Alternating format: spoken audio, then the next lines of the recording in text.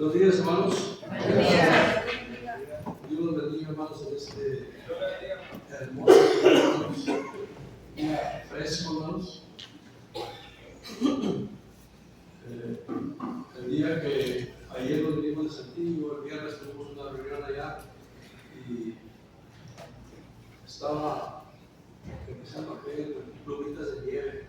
No estaba así como que muy frío, estaba a 6 grados. Pero sí estaba cayendo plumitas de nieve, un ratito nada más. Reciban saludos de nuestros hermanos de la congregación de la Valle, ahora hermanos. Reciban saludos de nuestros hermanos, estaban enterados de que íbamos a estar aquí con ustedes. Gracias. Vamos a hablar, hermanos, de un tema que es de conocimiento básico casi para la mayoría de nosotros. Conocimiento que deberíamos de tener casi todos nosotros, hermanos.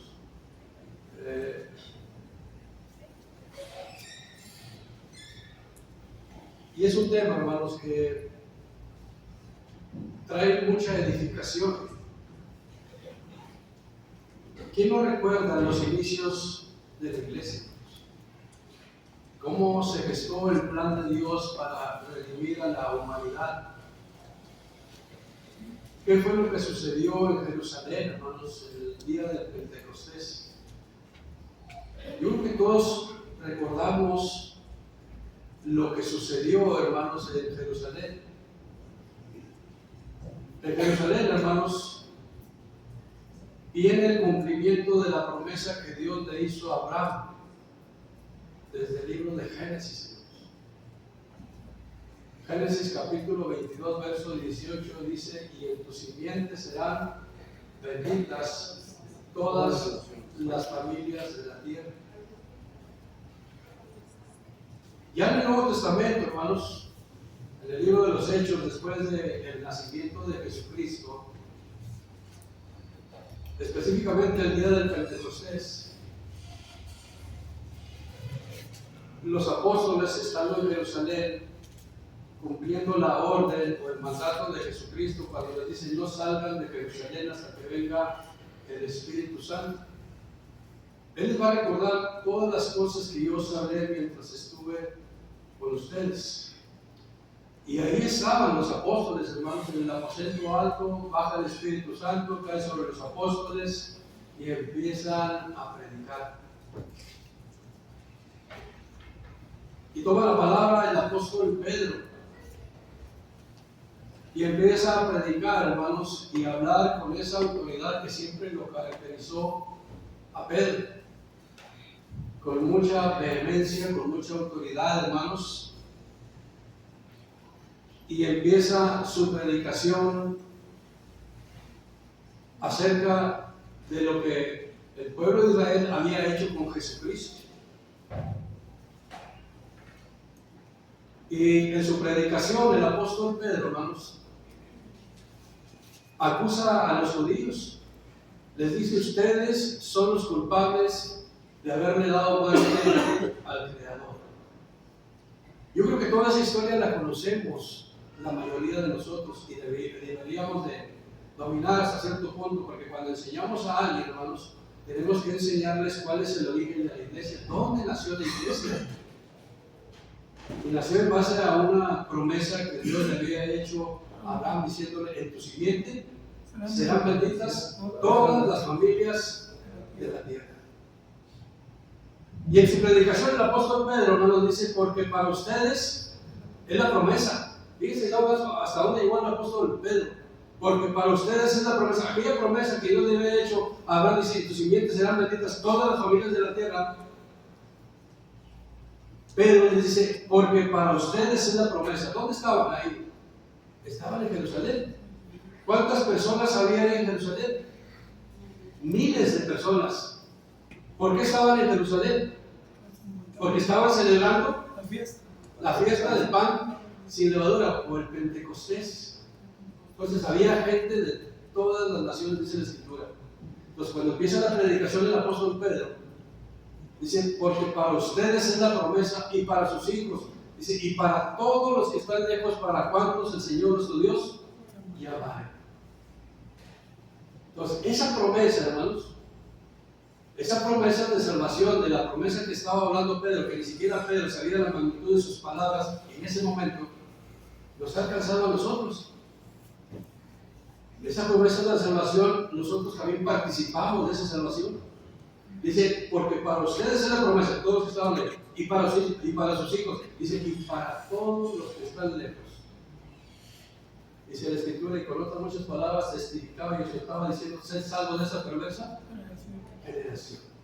Dice, así que los que recibieron su palabra fueron bautizados.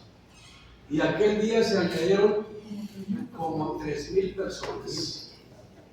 Cumplimiento de la promesa que Dios le hizo a Abraham. En tus simientes serán benditas todas las familias de la tierra. Así inició, hermanos, lo que ahora conocemos como Iglesia de Cristo. Y eso es lo que vamos a hablar en esta mañana, hermanos. La familia de Dios, o la familia de Dios en comunión. Bajo la pregunta, ¿qué es lo que podemos aprender de la iglesia del primer siglo? ¿Qué es lo que podemos aprender de la iglesia del primer siglo? Fíjense, hermanos recién convertidos, hermanos recién bautizados, hermanos que apenas habían recibido el Evangelio y la palabra de Dios. ¿Qué es lo que podemos aprender de ellos? A mí me gusta mucho este tema, hermanos, porque nos narra la historia de los inicios, de cómo sucedieron todas las cosas en la iglesia del Señor. ¿Qué fue lo que sucedió, hermanos? Lo hemos leído yo creo que muchas veces, porque el libro de los Hechos es uno de los más leídos, especialmente capítulo 2, donde narra la historia de lo que es y fue en aquellos tiempos la iglesia del Señor. Fíjense lo que dice Hechos capítulo 2, versos 41 al 47. Recordemos esa pregunta, ¿qué es lo que podemos aprender de la iglesia del primer siglo? Lo primero que podemos aprender es a vivir el cristianismo en unidad. Eso es lo primero que vamos a ver hoy, hermanos. Podemos aprender de la iglesia del primer siglo a vivir el cristianismo en unidad. Hechos capítulo 2, versos 41 al 47 dice, muy casualmente dice, y perseveraban en la doctrina de los apóstoles, en la comunión unos con otros, en el partimiento del pan y en las oraciones. Y sobrevino temor a toda persona, y muchas maravillas y señales eran hechas por los apóstoles. Todos los que habían creído estaban juntos y tenían en común todas las cosas, y vendían sus propiedades y sus bienes y lo repartían a todos según la necesidad de cada uno, perseverando unánimes cada día en el templo y partiendo el pan en las casas, comían juntos con alegría y sencillez de corazón. Verso 47, alabando a Dios y teniendo favor con todo el pueblo. Y el Señor añadía cada día a la iglesia los que habían de ser salvos. En el capítulo 4, versos 32 a 35, dice, y la multitud de los que habían creído eran de un corazón y un alma, y ninguno desea hacer suyo propio nada de lo que poseía, sino que tenían todas las cosas en común. Y con gran poder los apóstoles daban testimonio de la resurrección de Jesús, y abundante gracia era sobre todos ellos. Así que no había entre ellos ningún necesitado, porque todos los que poseían heredades o casas las vendían y traían el precio de lo vendido y los ponían a los pies de los apóstoles, y se repartía a cada uno según su necesidad. En estos versículos, hermanos, encontramos todo lo que fue la iglesia del primer siglo. Ahí inició todo, hermanos. El plan de Dios, hermanos, para redimir a la humanidad ya había iniciado desde que aquellas personas, los primeros 3,000 se convirtieron, y luego dice la escritura, y luego fueron 5,000 varones. 5,000 varones. No estoy contando a las damas. 5,000 varones. Bueno, pueden ustedes imaginarse, desde la primera conversión, que fueron 3,000, y luego la segunda conversión, que fueron 5,000 varones. Vamos a suponer que la mitad de ellos estaba casado, no por 2,500. Ya son 7,500 más los primeros 3,000. 10,500. Estamos hablando de números como si fueran cosas, ¿verdad? Pero no, hermanos, eran hermanos que ya habían entendido el mensaje de salvación. Y era una multitud. Por eso en el capítulo 4 dice, y la multitud de los que habían creído, o sea, era una multitud, hermanos. Yo creo que yo nunca he visto en mi vida una congregación con ese número de hermanos. Quizás a lo mejor de 1,000 o 2,000 puede ser en los Estados Unidos, aquí en México no. En los Estados Unidos sí hay congregaciones muy, pero muy numerosas. Entonces, era una multitud. ¿Por qué estamos recalcando mucho este número? ¿Qué era una multitud? Por todo lo que había sucedido, hermanos. Después de esa gran experiencia, hermanos, esa gran experiencia de conversión, sucedieron cosas increíbles. Bueno, hasta el día de hoy nos seguimos preguntando qué fue lo que sucedió en el corazón y en la mente de todos esos primeros hermanos que conformaron la iglesia de Cristo. ¿Qué sucedió? Porque si podemos igual volver otra vez a leer lo que sucedió, dice, y perseveraban en la doctrina de los apóstoles, en la comunión unos con otros, en el partimiento del pan y en las oraciones, dice, y perseveraban. ¿Qué entendemos cuando dice la escritura perseveraban? Estaban constantes, seguir firmes en un propósito. Cuando alguien inicia algún negocio, hermano Pedro tiene mucho conocimiento de eso. ¿Qué significa eso de perseverar? Perseverar. Ser constante, renovado.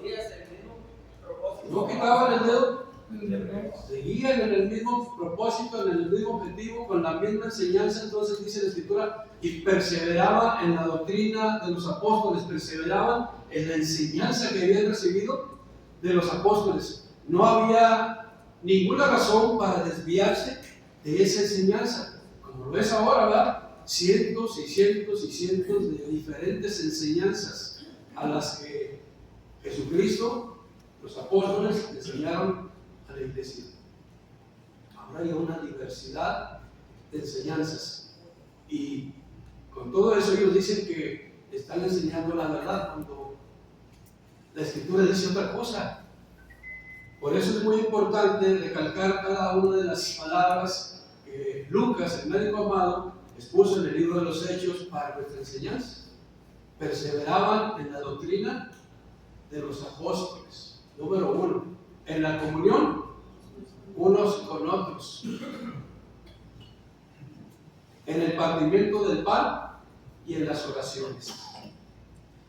Perseverar en la doctrina de los apóstoles, hermanos, ya les dijimos, significaba mantenerse fiel a la enseñanza original del Evangelio, sin desviarse a interpretaciones, creencias, tradiciones o innovaciones humanas, porque eso es muy común en nuestros días. Cada quien corre por su camino, buscando algún beneficio propio, porque regularmente es lo que se busca. Juan 8:31 dice, si vosotros permanecéis en mi palabra, seréis verdaderamente mis discípulos. Si vosotros, ¿qué?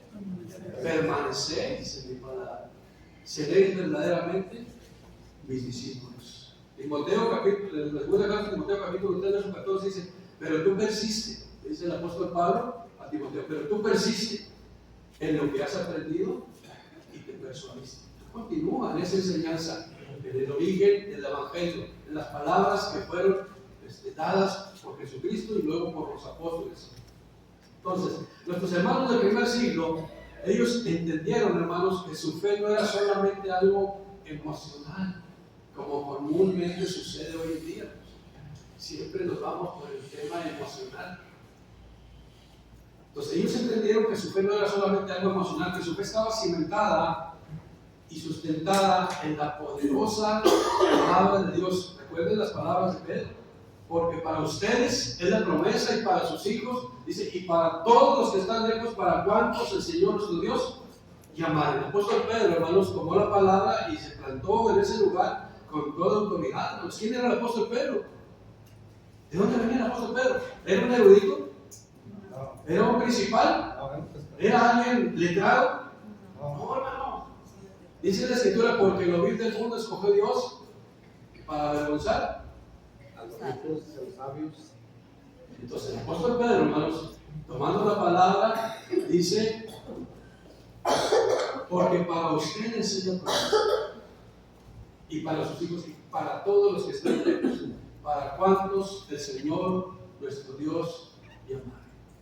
No, la poderosa palabra de Dios, hermanos, en la boca del apóstol Pedro, es inspirado por el Espíritu Santo, hermanos, fue contundente, hermanos. Fue contundente que esa poderosa palabra llegó a los corazones de todas esas personas, de miles de personas.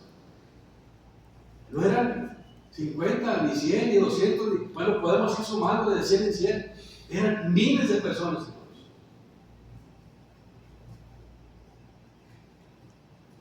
Yo no sé cuál sería el tono de la voz de Pedro, ni la fuerza con la que habló. Lo que sí sé es que habló con autoridad y con mucha seguridad de lo que estaba diciendo, porque estaba inspirado en ese momento por el Espíritu Santo. Nuestros hermanos del primer siglo, hermanos, entendieron también que dependían totalmente y 100% de Dios. Que era necesario, hermanos, ellos entendieron que era necesario vivir en comunión como una familia espiritual. Era necesario vivir en comunión como una familia espiritual. Hace un rato nuestros hermanos hicieron una oración y hablaban acerca de la comunión. ¿Qué entendemos, hermanos, cuando decimos esta palabra comunión? Que todos incidimos en un solo fin, comunión. ¿Y el hermano de allá atrás, que ya no lo escuché? Armonía, amistad. Muy bien. Conoce. Voy a decir lo que dice una definición en griego, hermanos, koinonia. Regularmente no me gusta estar diciendo estos términos, pero lo vamos a mencionar. Que significa participación, compartir o tener en común. Es una definición muy corta y muy simple. En otras palabras, hermanos, comunión es todo eso que ya acabo de decir, es mantener, hermanos, es mantener una relación íntima. Es mantener una relación íntima y espiritual que nos une con Dios y con la hermandad por medio de la fe, el amor y la obediencia a su palabra. Volvemos a repetir, es mantener una relación íntima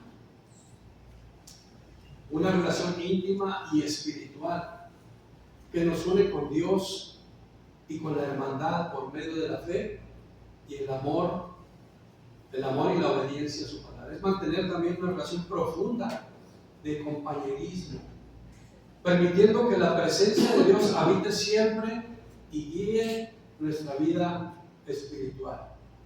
Es un poquito más completa la definición de comunión.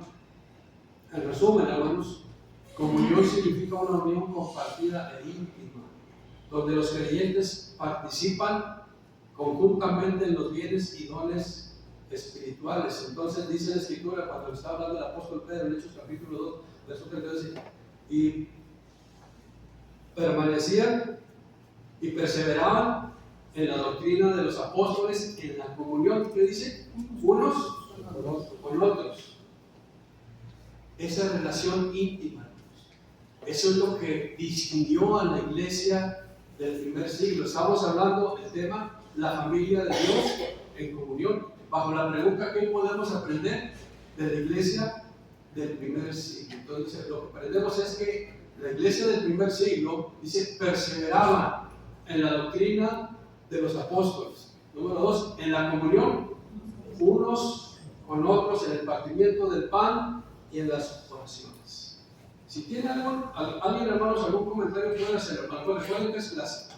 Yo no les voy a dar mucho tiempo porque es muy extenso, un poquito extenso el tema y lo tuvimos que recortar casi en una cuarta parte. La comunión bíblica, hermanos, no solo significa asistir a la reunión, es lo mínimo que podemos hacer para estar en comunión, asistir a la reunión. Entonces, no significa solo asistir a la reunión, sino vivir conectados unos con otros, en amor, en servicio y apoyo mutuo. Todo eso que estamos hablando, hermanos, fue de lo que se escribió Lucas en estos dos capítulos, capítulo 2 y capítulo 4. La comunión nunca fue una relación superficial, hermanos. Nunca fue una relación superficial, sino una unión sincera en Cristo. La iglesia del primer siglo, hermanos, sigue siendo un ejemplo vivo. Sigue siendo un ejemplo vivo que nos muestra que la unidad que había entre ellos no solo eran palabras, como regularmente se ha hecho por muchos años. Cuando decimos había un tema que habíamos predicado, no sé, hace tiempo, ya 10 años más. Deja de dar gracias y empieza a agradecer. ¿Qué significa eso? Deja de dar gracias y empieza a agradecer. Porque nosotros regularmente le damos gracias a Dios por todo. Pero muchas veces lo hacemos por costumbre. O como el Dios te bendiga. Pero pocas veces nos detenemos a analizar esa propuesta o ese deseo de dar gracias y realmente nos ponemos a agradecer a Dios. ¿Cómo agradecerle a Dios? ¿Cómo agradecerle a Dios lo que hizo por nosotros? ¿Cómo agradecerle a Jesucristo el que haya venido y se haya sacrificado por cada uno de nosotros? ¿Cómo agradecerle a Jesucristo que haya derramado su sangre por cada uno de nosotros? ¿Cómo agradecerle? Hermano, una de las formas, hermano, lo correcto es, el agradecimiento es darle a Dios lo que Él nos ha dado. A veces en nuestro comportamiento hacia Él. Ahorita, por ejemplo, como cristianos, sabemos, ¿verdad?, que nos pide solamente los días para reunirnos. Yo creo que es una forma de agradecerle a Dios. Y levantarnos en la mañana y hacer una oración es agradecerle a Dios por todo. El ver a mi esposa, que a veces está conmigo, a mi hija, a mi trabajo, todo. A veces es una forma de agradecerle sirviéndole como Dios nos pide que lo hagamos. Muy bien. Marco. Mano, yo pienso que también la forma de agradecerle a Dios principalmente es viviendo conforme a su voluntad, en obediencia completa, viviendo en una santa y piadosa manera de vivir. Por eso lo declara dar al César lo que es del César, o sea, pero a Dios lo que es de Dios. Muy bien. Dice que cuando dice con sacrificio vivo de olor fragante. Si nosotros sacrificamos nuestra vida para servir a Dios, Dios se va a agradar y es como le podemos agradecer, porque Él ya no quiere sacrificios de holocaustos, quiere sacrificios pero de obediencia, de que el cristiano sea obediente a lo que su palabra nos dice. Muy bien. Ahora, ¿cómo agradecerle a Dios respecto al tema que estamos viendo? Dice, y perseveraban en la doctrina de los apóstoles, en la comunión unos con otros, en el partimiento del pan y en las oraciones. ¿Cómo podemos nosotros agradecerle a Dios en esa comunión de la que estamos hablando? Acuérdense del tema, la familia de Dios en comunión bajo la pregunta: ¿qué podemos aprender de la iglesia del primer siglo respecto a la comunión que había entre ellos? Pues como la iglesia de Esmirna, que era muy pobre, pero todos se unían. Están en unidad, eso sí, ¿verdad? No de palabras, sino de hechos, ¿verdad? Vamos a leer otra vez, dice: y perseveraban en la doctrina de los apóstoles. De hecho, Hechos 2:43 dice: y por todo lo que estaba sucediendo, hermanos, que perseveraban en la doctrina, en la comunión, en el partimiento del pan y en las oraciones, dice: y sobrevino temor a toda persona, y muchas maravillas y señales eran hechas por los apóstoles. Todos los que habían creído, dice la Escritura, estaban juntos y tenían en común todas las cosas, y perseverando unánimes, dice la Escritura, cada día en el templo, partiendo el pan en las casas, comían juntos con alegría y sencillez de corazón, alabando a Dios y teniendo favor con todo el pueblo. Todo lo que estamos diciendo, hermanos, era su forma de agradecerle a Dios. Eso es lo que, a eso vamos, hermanos. Ellos agradecían a Dios, hermanos, estando en comunión, comiendo juntos con alegría y sencillez de corazón. ¿Por qué? ¿Por qué hace esta referencia el apóstol, Lucas?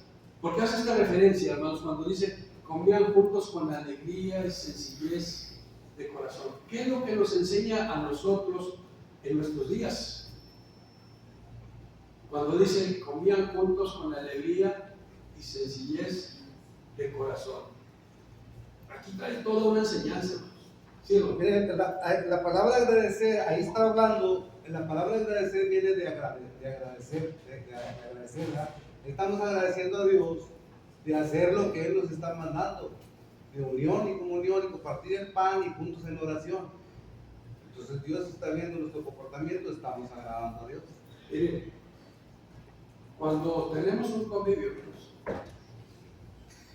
yo no sé si aquí ha pasado, pero he visto en otros lugares que pasan de repente cosas como que yo no alcancé de lo que traje. ¿No han oído eso? Y luego los que no traen van bien cargados a la canasta.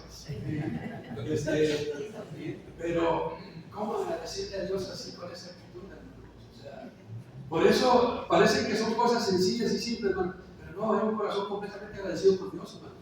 Ellos habían entendido el significado de compartir, de ver por los demás, de estar en comunión, de verse unos a otros, de ayudarse unos a otros.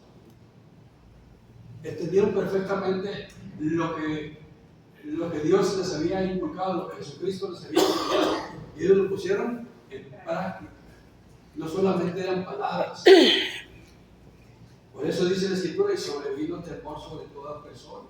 Los apóstoles estaban haciendo su trabajo. Dice: y muchas maravillas y señales eran hechas por los apóstoles. Todos los que habían creído estaban juntos y tenían en común todas las cosas. Es otra de las cosas que vamos a ver. ¿Qué significa eso de que tenían en común todas las cosas, hermanos? Pues se dice: ir y predicar el evangelio a toda criatura, y el que creyere y fuere bautizado será salvo, mientras el que no creyere será condenado. Es que debemos de ir a predicar. Bueno, ese es evangelio. Pero cuando dice tenían en común todas las cosas, todo era de todos. en el capítulo 4 dice: y ninguno decía hacer suyo propio nada de lo que poseía. Compartían los bienes y se preocupaban uno por el otro, y ese es el amor al prójimo. ¿Qué es lo que aprendemos de la iglesia del primer siglo? A vivir el cristianismo en unidad. Dice la Escritura, dice: y la multitud de los que habían creído eran de un corazón y un alma. Por eso decimos que solamente estos pasajes nos muestran todo lo que fue la historia del primer siglo, lo que nos enseña respecto a la unidad que había entre la iglesia del primer siglo, entre toda esa hermandad, que no eran 100 ni 200, eran 1000, estamos hablando cerca de 12,000 o 15,000 miembros, hermanos. Es fácil mantener la unidad, hermanos.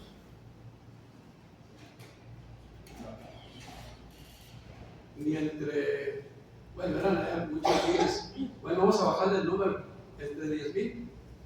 No, Ni entre 100. ni entre 10. Vamos a bajarle el número 5,000. Bueno, 1,000. 20. 500. Nos causa paz, hermanos, pero estamos en grave peligro, porque esa es la enseñanza que Dios nos dejó. Por eso está escrito todo eso. No crean nada más para que, los hermanos, dice que sí era, qué bonito eran los hermanos. ¿Y nosotros? ¿Para qué crees que fue escrito todo eso? Para nuestra enseñanza, hermanos. Para no cometer los errores que muchos ya habían cometido. Eso quedó plasmado. ¿Por qué permitió Dios que quedara todo eso plasmado en la historia de la iglesia? Para nuestra enseñanza, hermanos.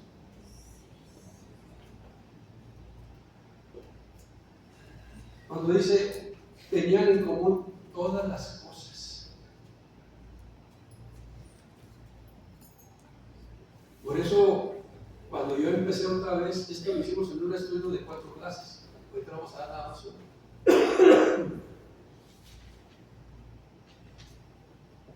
Era algo increíble. Sucedieron cosas extraordinarias, no eran cosas comunes, normales. Acuérdense quién eran los judíos. ¿Todas las personas tenían el mismo nivel intelectual? No. ¿Todas las personas tenían el mismo nivel económico? No. Todos eran pecadores. Pero todos estaban fuertes de oración. Eso es lo que nos enseña ahorita, ¿verdad? Eran personas, de todo tipo de personas, hermanos.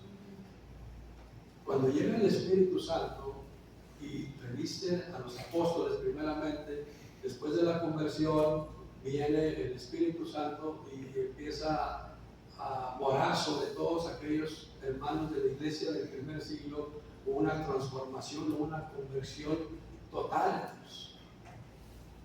¿Quién les enseñó a nuestros hermanos del primer siglo qué es lo que debían de hacer?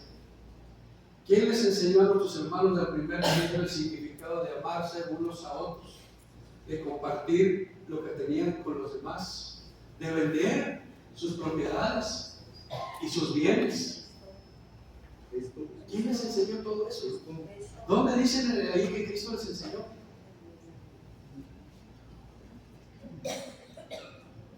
¿Cómo aprendieron eso, hermanos? El significado de compartir, de dar, de convivir, de llevarse bien unos con otros.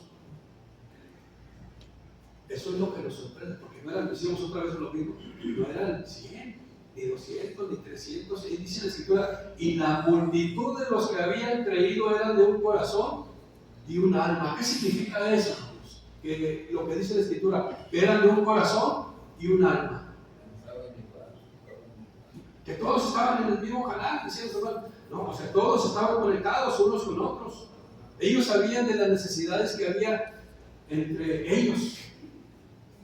Y cuando veían las necesidades, los que tenían propiedades, dice la Escritura, voy a colaborar, yo voy a vender esto. No decía que vendían todo lo que tenían, dice, los que tenían propiedades, las vendían. Pero no dice que se quedaban sin alguna propiedad. Dice, los que tenían propiedades y sus bienes también, dice. ¿Qué vendían? Cuando oigo la palabra esa y sus bienes, ¿qué más vendían? Yo creo que, no sé, Sus casas. algún tesoro, aparte de sus casas, ¿verdad? Dice, sus propiedades y sus bienes. No había carne. Ganada puede ser, ¿verdad? Tesoro, oro, no sé. Pero Ananías y Zafira sí los vendieron. Ay, ese ahí sí lo hice clarito, ¿verdad? Aunque después recibieron El castigo. Por tramposos. Ahora, lo leímos de Ananías y Zafira, tengamos mucho cuidado. ¿Nosotros qué hemos hecho? No, nosotros no estamos diciendo nada. Tengamos mucho cuidado. Para nuestra enseñanza se escribió todo esto. Yo no estoy diciendo que se despojen de todo. Nunca fue así. pero sí sentían la necesidad que había y tenían esa necesidad de compartir, de sanar alguna necesidad que había entre los hermanos, como lo hacen ahora, hermanos. Juntan alguna despensa, hermano, y la llevan a los necesitados. Ahora a nosotros nos tocó el ministerio de las despensas allá. Pero gracias a Dios estamos bien, los hermanos también, igual que aquí, muy cooperadores, muy cooperadores, hermanos. No más para eso, para todo. De hecho, la idea de hablar de la iglesia del primer siglo y del ejemplo que nosotros tenemos de ella y de lo que podemos aprender de la iglesia del primer siglo nació por todo lo que vimos y lo que estamos viendo en esa congregación. Me quedé sorprendido. Le digo, porque nunca había hecho esto en ninguna congregación. Felicitar a la congregación por ese buen corazón, por esa buena disposición, por esa muy buena organización. Felicitamos a la iglesia y a todos los que la viven. La verdad se lo merece. Como se merecen ustedes, hermanos, en estar reunidos aquí en el Señor, para que cada uno de nosotros salgamos edificados en la palabra y podamos crecer y podamos aprender de lo que fue la iglesia del primer siglo. Yo creo que ya estamos casi por terminar, ¿no? Porque te dije que no íbamos a acabar la primera parte, pero no, esta es casi la toda introducción. Vamos a leer unos últimos pasajes, hermanos. El último pasaje de lo que leímos hace un rato dice: alabando a Dios, verso 47, 2:47, dice: alabando a Dios y teniendo favor con todo el pueblo, el Señor añadía a la iglesia los que habían de ser salvos. ¿Qué es lo que puedo rescatar de ese versículo? A ver, ¿qué es lo que podemos rescatar de este versículo? Dice: alabando a Dios y teniendo favor con todo el pueblo, el Señor añadía cada día a la iglesia los que habían de ser salvos. ¿Qué es lo que podemos rescatar de solo este versículo? Bueno, voy a decir. ¿Qué entendemos cuando dice la Escritura, alabando a Dios, dice, y teniendo favor con todo el pueblo? ¿Qué significa eso? ¿Qué entendemos cuando dice la Escritura, y teniendo favor con todo el pueblo? No había jerarquías entre ellos, hermano, había todo el pueblo los apreciaba por su forma de vivir. Tú eras testimonio de... Dilo por uno. Jorge, ya te escuché, hermano. Todo el pueblo los quería porque eran un buen ejemplo y daban buen testimonio de Jesucristo. ¿Vale, Choco? Algo en la gana. Ya se la... ¿Tiene alguien de aquí que mal? Bueno, yo creo que sin dejar de adorar a Dios, ellos estaban disponibles para el pueblo, estaban dispuestos a ayudar. ¿Alguien más? Yo coincido, teniendo favor con todo el pueblo, es servicial, apoyando al vecino, al prójimo. Yo creo que todos están bien cerquita, casi de aceptar. Hermanos, esta iglesia, hermanos, que nació en Jerusalén, que nació con poder, hermanos, y era una multitud de hermanos, 15,000 o más. Cuando dice la Escritura, alabando a Dios y teniendo favor con todo el pueblo, hermanos, fíjense lo que pasó con la iglesia, hermanos. Es algo que hasta el día de hoy todavía no se ve. O si acaso se vio en hace años o no sé dónde, posiblemente sí.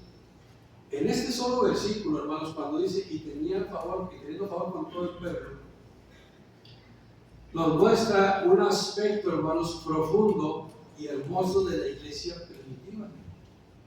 Es como lo dijo el hermano Jorge.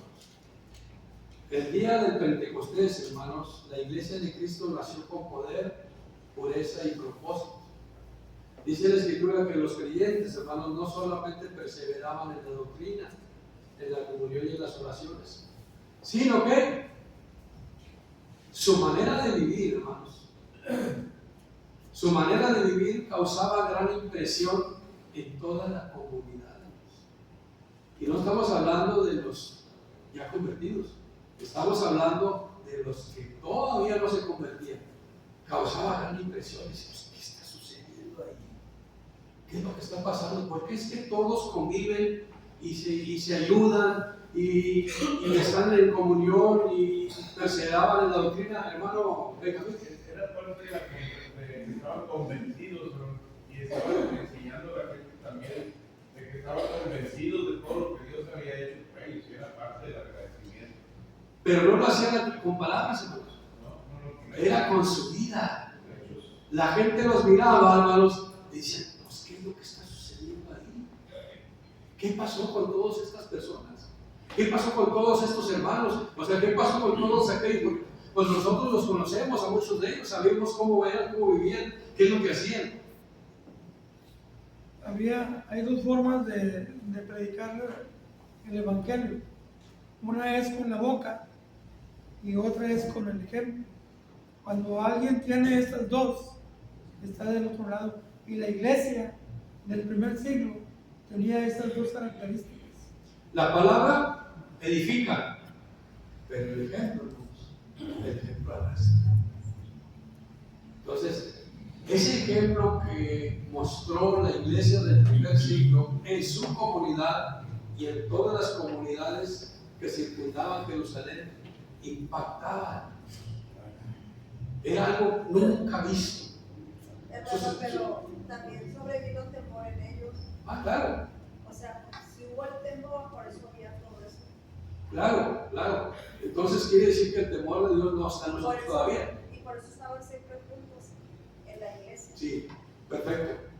Entonces, cuando dice y tenían favor con todo el pueblo, hermanos, era una evidencia, hermanos, visible y tangible, hermanos, que caracterizó a la iglesia del primer siglo. Algo que nunca se había visto.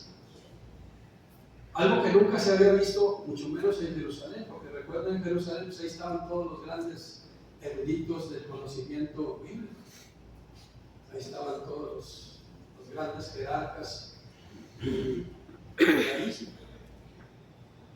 Mas, sin embargo, Jesucristo cuando viene dice, hagan lo que ellos dicen, mas no hagan lo que ellos hacen. Entonces estaba hablando de su ejemplo. Entonces la iglesia del primer siglo fue un ejemplo, hermanos, tan tangible, tan evidente que todos querían ser parte de eso, hermanos. Su manera de vivir causaba gran impresión en toda la comunidad. Su fe no era solamente teoría, hermanos, era una fe evidente y visible.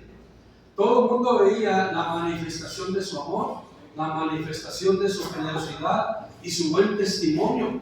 Nuestros hermanos del primer siglo, hermanos, gozaban del aprecio, gozaban de la admiración y el respeto del pueblo.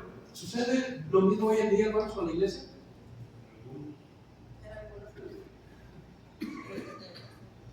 ¿Sí, hermano?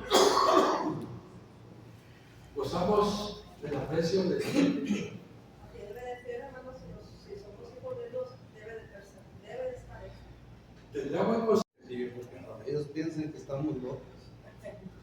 Unos, esos son los más los más aceptables. Es cierto, ¿no?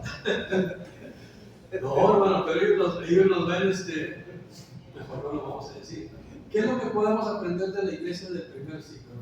Podemos aprender el cristianismo en unidad. A unos nos dicen locos y a otros nos dicen hipócritas. Otros lo dicen fanáticos. Y a otros nos dicen de todo. Pero no sucedía lo mismo con la iglesia del primer siglo. Ellos, hermanos, tenían una excelente reputación. Además, toda la gente, hermanos, que estaba viviendo ahí en Jerusalén, quería ser parte de la iglesia por todo lo que estaba sucediendo, por ese ejemplo visible y tangible que había entre la hermandad del primer siglo, hermanos. Entonces, era una fe viva, hermanos, una fe evidente. Con su manera de vivir, ellos confirmaban que eran hijos de Dios. Y a nosotros, pues no sé qué tenemos que decir para que seamos hijos de Dios. A veces nosotros andamos proclamando que somos hijos de Dios. Pero cuando ven nuestros hechos, ¿a poco tú eres hermano? Aprender a vivir el cristianismo en unidad, hermanos, es algo que tenemos que hacer cada uno de nosotros en nuestra vida diaria. Diaria, pues. Porque algunos ya estamos avanzados. Le dije al hermano, no vas a empezar que ya.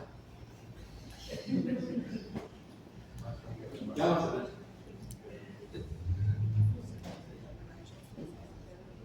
Nosotros tenemos que aprender a vivir como hizo la iglesia del primer siglo. Porque va a llegar el momento en que Dios nos va a llamar A cuentas. a cuentas. Decíamos hace un rato, ¿cómo agradecerle a Dios lo que hizo por nosotros? ¿Cómo agradecerle a Jesucristo que era derramado su sangre por cada uno de nosotros? ¿Cómo?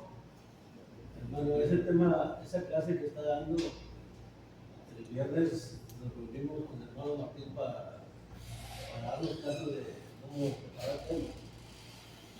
Y él sugirió reunirnos varones, aunque no fuera día de clases, o de reunión, y reunirnos en comunión para ver y gozarnos de las cosas de Dios, pero que sea la mayoría de los hermanos, para estar de acuerdo en todo.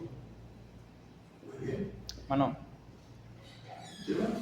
dice hermano, hay que ver también una diferencia en el liderazgo. Fíjate, la iglesia del primer siglo tenía los apóstoles, y los apóstoles habían tenido el ejemplo de Cristo.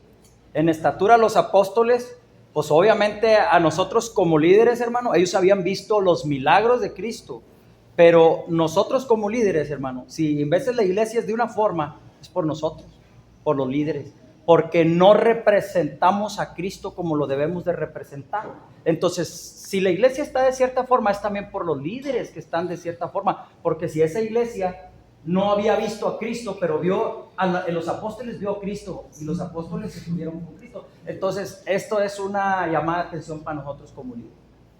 ¿Cuál va a ser nuestra excusa, hermanos? Con eso terminamos. Bueno, en Efesios 2 dice, 2:20, edificados sobre el fundamento de los apóstoles y profetas, siendo la principal de la piedra del ángulo Jesucristo mismo, en quien todo el edificio, bien coordinado, va creciendo para ser un templo santo en el Señor, en quien vosotros también sois juntamente edificados para morada de Dios en el Espíritu. Ahí está todo. Los cristianos que estamos en Cristo, La teoría ahí está, la enseñanza ahí está. ¿De quién depende de que nosotros aceptemos la enseñanza del Señor? Es un tema personal, es un cambio personal. Cuando nosotros venimos a Cristo, venimos porque queríamos cambiar, queríamos ser parte de la iglesia del Señor. ¿Por qué? Porque tenemos una recompensa. Todos tenemos una recompensa. Ahora tenemos que trabajar cada uno de nosotros por alcanzar la salvación y esa recompensa. Dios los bendiga, hermanos, en la próxima. Dios los bendiga, hermano. Dios los bendiga.